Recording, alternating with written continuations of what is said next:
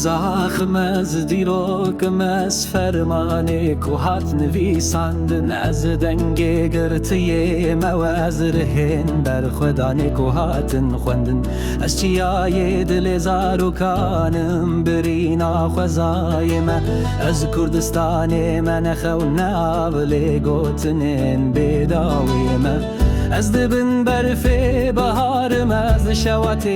بید سپی از کلام خورتم از هر سمی رو دای کلی از بوم گندو باجر از خوین چندامن ما از رهم به پر به سر لل سر هر در یک خبتم و فرمان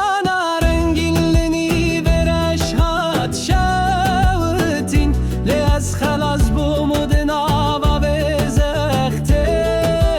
ده تو جیبلا بزانی ازم توی از کردستانم از بهای خون آزادی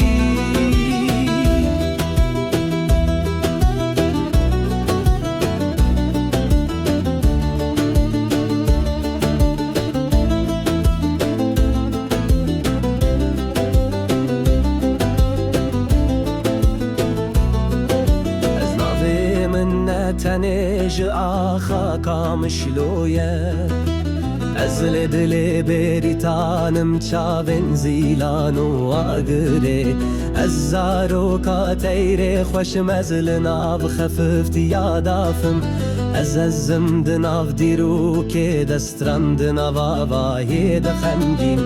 من چو شنگال هتا بوتان لسر دیچ لگازین من ببیرانی نجدی منه وان کسن بناف برین از بوم چندا بلا و از بوم دنگه وگر از بوم گوت نزارو کک لدل دای که ممهی روژه بقر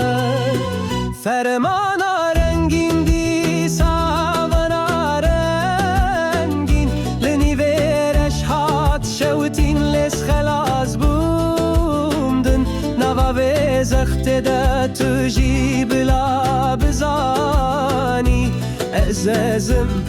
توی از کردستانم از بهای خون آزاد